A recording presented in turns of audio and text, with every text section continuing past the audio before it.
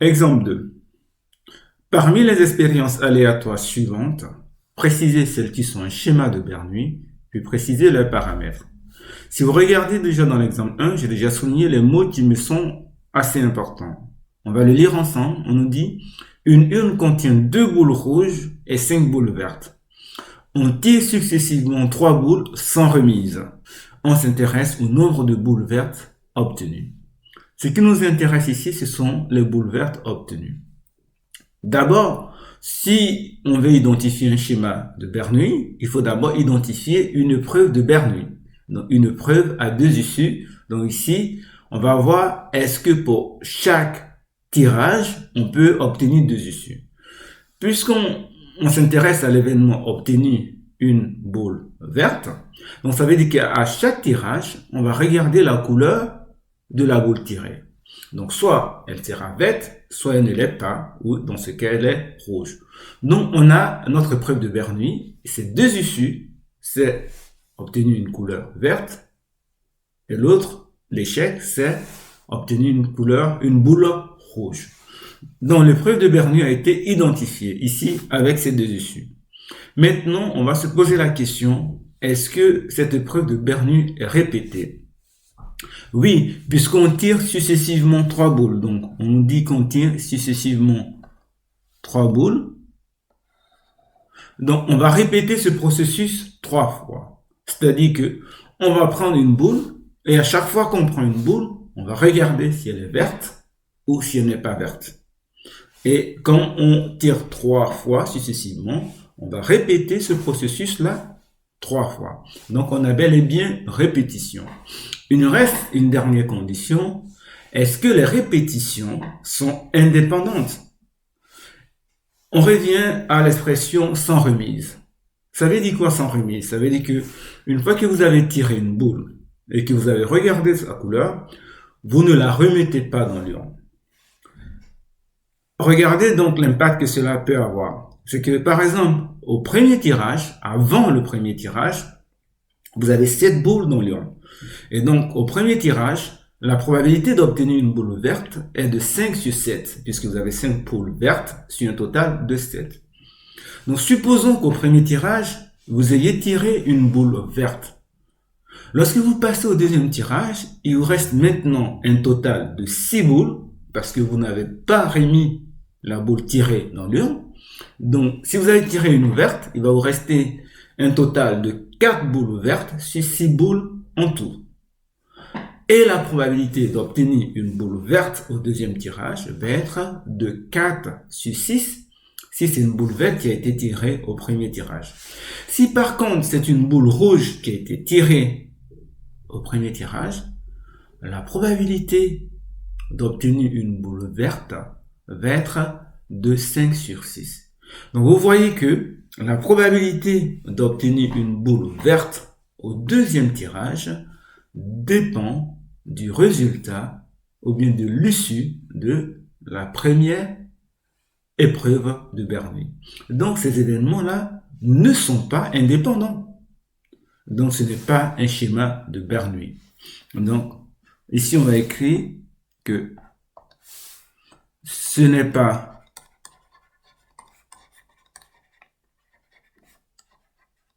un schéma de Bernoulli,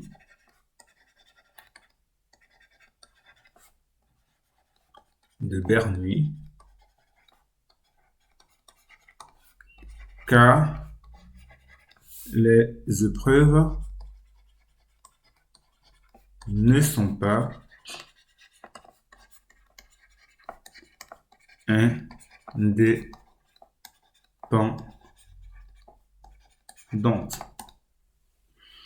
On passe à la deuxième expérience aléatoire.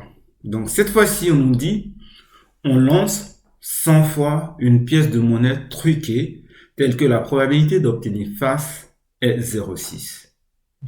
On s'intéresse au nombre de faces obtenues. Donc au nombre de faces obtenues après avoir lancé 100 fois la pièce.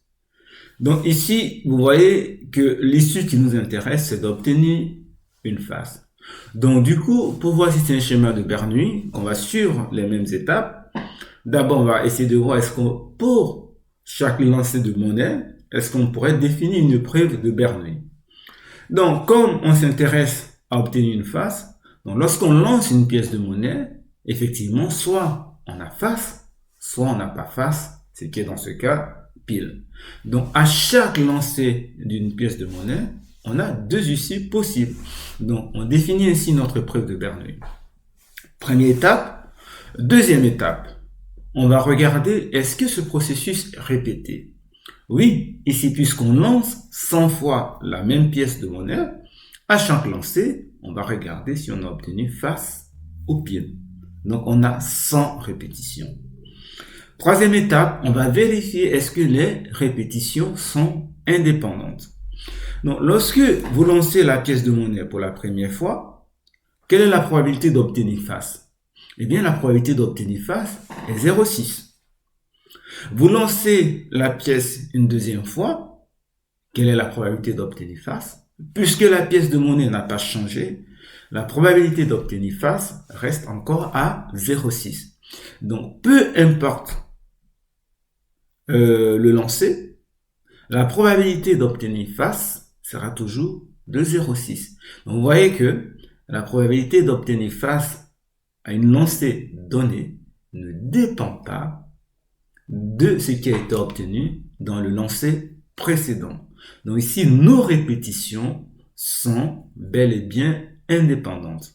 Donc, pour rédiger, on va écrire, donc, on a 100 répétitions.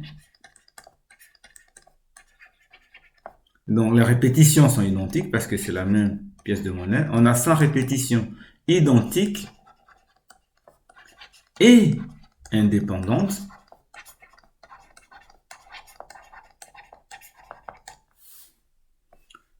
d'une épreuve de Bernoulli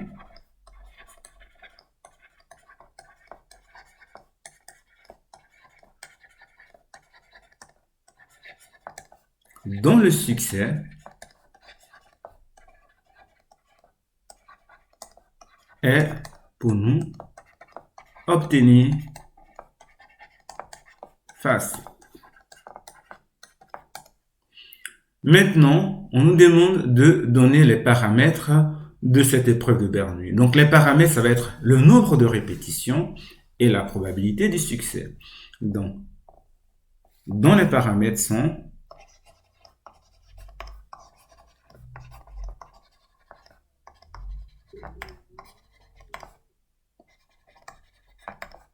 n égale à 100 et p égale à 0,6.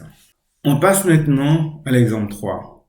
On nous dit qu'une urne contient 2 boules rouges et 5 boules vertes.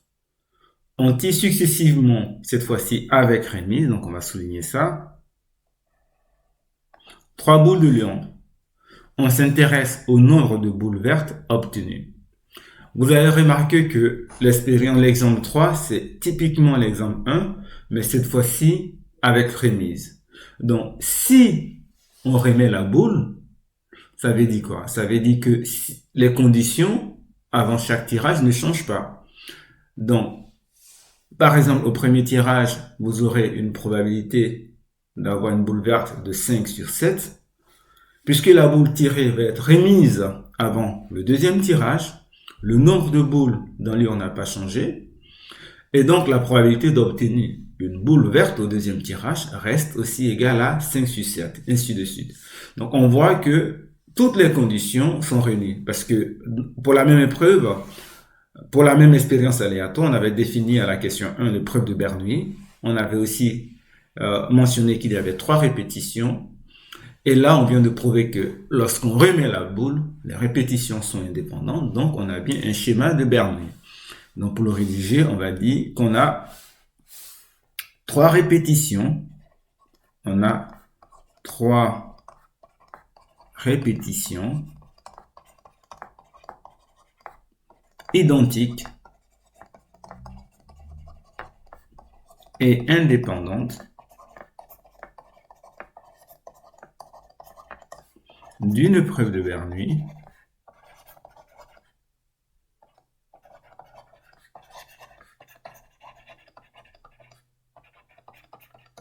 dont le succès est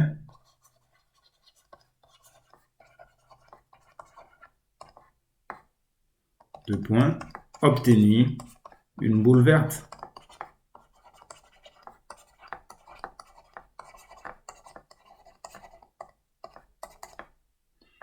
Donc, deux probabilités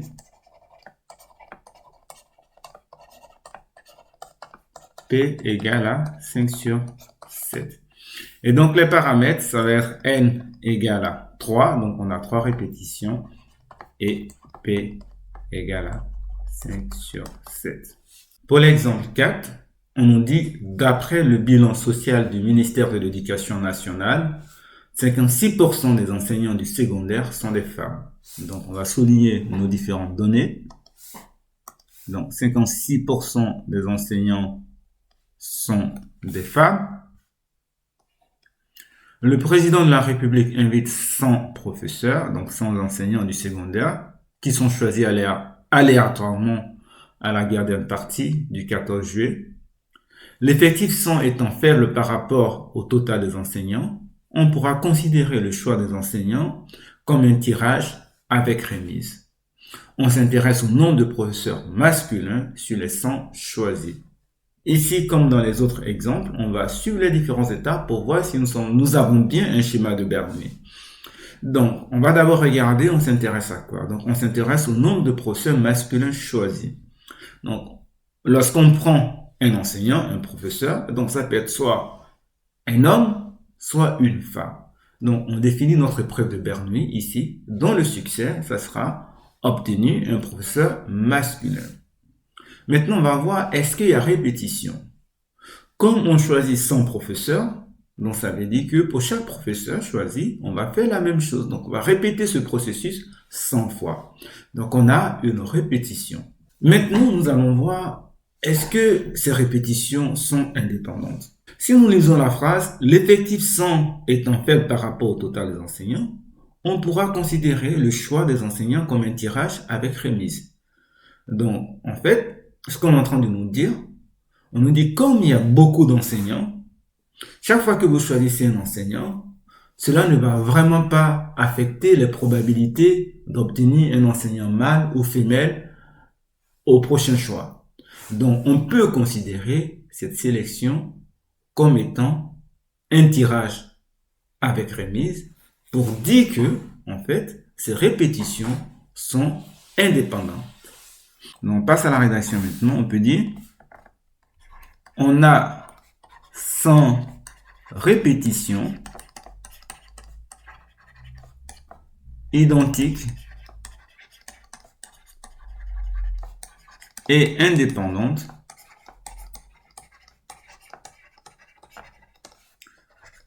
d'une épreuve de Bernoulli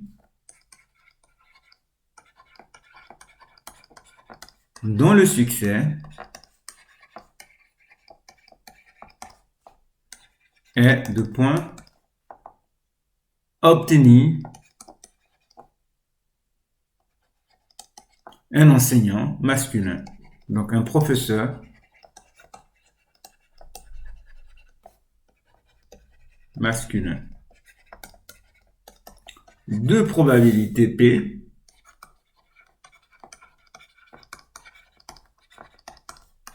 égale. Attention, dans l'énoncé, on nous dit qu'il y a 56% d'enseignants qui sont des femmes, donc la probabilité d'obtenir une femme est de 56 sur 100, donc 0,56. Donc la probabilité pour obtenir un homme, c'est 1 moins 0,56, ce qui fait 0,44.